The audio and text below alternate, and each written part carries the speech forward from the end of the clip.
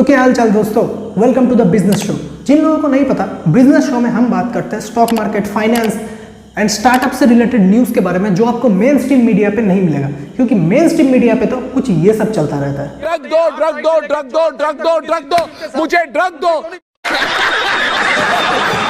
तो सबसे पहला न्यूज़ है एप्पल की तरफ से। तो रिसेंटली एप्पल ने टेस्ला को ओवरटेक कर दिया है।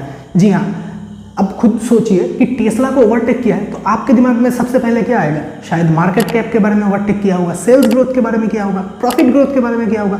नहीं, एप्पल ने टेस्ला को ओवरटेक किया है मोस्ट शॉर्टेड स्टॉक के हिसाब से। यानी कि इतने सालों तक दुनिया का मोस्ट शॉर्टेड स्टॉक था इलॉन मस्क का टेस्ला, जो 17.4 बिलियन डॉलर का शॉर्ट पोजीशन लिया गया था टेस्ला के अगेंस्ट ट्रेडर्स के द्वारा। लेकिन वहीं पे रिसेंट डेटा के अकॉर्डिंग एप्पल के ऊपर ये शॉर्ट पोजीशन चला गया है, जिसमें ट्रेडर्स ने 18.4 बिलियन डॉलर का शॉर्ट बनाया है। मतलब देख रहे हो, मुझे लगता था कि मार्केट कैप, सेल्स ग्रोथ, इसमें कंपटीशन होता है, मतलब किसका शेयर ज्यादा पीटा गया है इस पे भी कंपटीशन होता है। बढ़िया है, बड़े लोग, बड़ी बड़ी बात है। तो अगला न्यूज़ है पोर्शे की तरफ से। पोर्शे वही कंपनी जो सुपर कार्स बनाता है, लैम्बोर्गिनी, फरारी की तरह।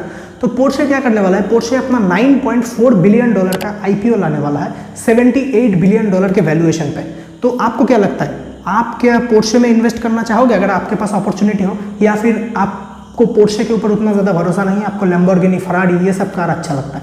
कमेंट में बताइए। तो अगला न्यूज़ है इंडिया और रशिया से रिलेटेड। आप सबको पता है कि इंटरनेशनल मार्केट पे जब से रशिया ने यूक्रेन पे अटैक किया है, रशिया के ऊपर जितने सैंक्शंस लगे हैं, इसीलिए पूरे ग्लोबल मार्केट में ऑयल का सप्लाई कम हो चुका है, क्योंकि Russia one of the largest supplier है ऑयल, नेचुरल गैस, इसका।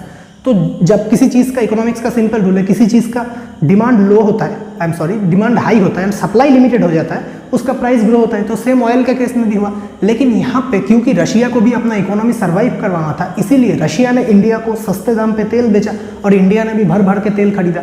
तो उससे अभी रिसेंटली डेटा सामने आया है कि इंडिया ने रशिया से चीप ऑयल बाई कर करके 35,000 करोड़ का प्रॉफिट किया है। मतलब अगर दूसरे कंट्रीज से हम सेम प्राइस पे ऑयल खरीदते तो हमें और एक्स्ट्रा 35,000 करोड़ अपने जेब से देना पड़ता सेम अमाउंट ऑफ ऑयल के लिए। तो इंडियन गवर्नमेंट के लिए, इस मूव के लिए उन्हें तो एक थम्स अप।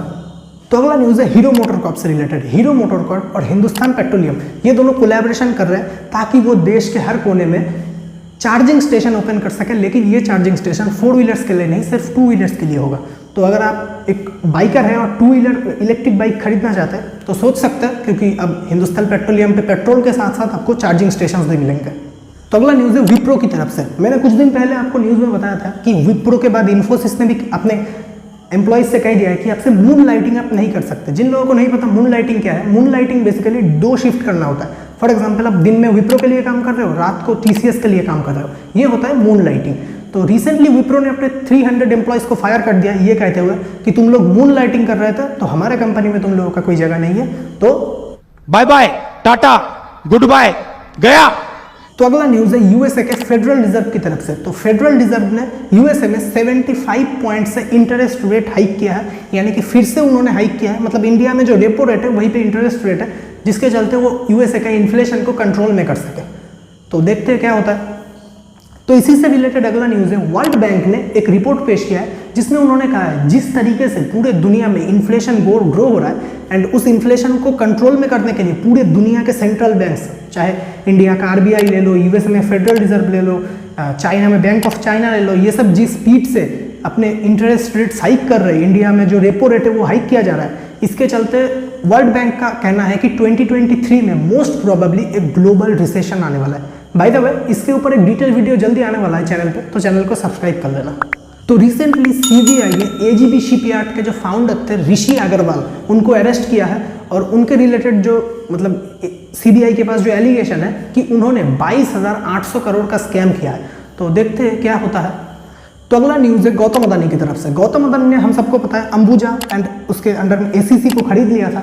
तो उसी से रिलेटेड उन्होंने कहा है कि अंबुजा एंड एसीसी देश का सबसे ज़्यादा ग्रोइंग सीमेंट कंपनी बनने वाला है। तो अगला न्यूज़ है इंडिया के जो चीफ इकोनॉमिक एडवाइजर है वी आनंद नागेश्वरन, उन्होंने कहा है कि मोस्ट प्रोबेबली इंडिया 2030 तक $1 ट्रिलियन के फिनटेक मार्केट को अचीव कर लेगा। तो आपका इस बारे में क्या ख्याल है? इतने बड़े आदमी ने कहा है तो कुछ सोच के ही कहा होगा। देखते हैं क्या होता है। तो अगला न्यूज़ है यूट्यूब शॉर्ट्स से रिलेटेड। जी हाँ, बहुत सारे लोग यूट्यूब में शॉर्ट्स अपलोड करते हैं, मैं भी करता हूँ, आप लोगों ने भी देखा होगा। तो YouTube शॉर्ट्स से रिलेटेड YouTube ने एक अपडेट दिया है। अब से आप YouTube शॉर्ट्स को भी मोनेटाइज कर सकते हैं, जिसके चलते आपको पैसा मिलेगा। जिन लोगों को नहीं पता, पहले पैसा नहीं मिलता था। पहले मान लेते हैं मैंने कोई शॉर्ट छोड़ा, आपको ब्राउज फीचर में मतलब जो होम पेज है उसमें अगर आपको दिखता है, आप उस पर क्लिक करते हो तो उस पर अगर ऐड रन होता है तो क्रिएटर को कुछ पैसे मिलते हैं। लेकिन आप अगर शॉर्ट सेक्शन में ही स्क्रॉल करते रहोगे तो उसमें भी आपको पैसा मिलेगा। तो लोग कह रहे हैं ये टिकटॉक के कंपटीशन में यूट्यूब ने ये किया है, तो देखते हैं क्या होता है। तो आज का बिजनेस न्यूज़ यही पे खत्म होता है। वीडियो अच्छा लगा तो वीडियो को लाइक करना, और मैं मिलता हूँ आपको नेक्स्ट वीडियो में। तब तक के लिए थैंक्स फॉर वॉचिंग।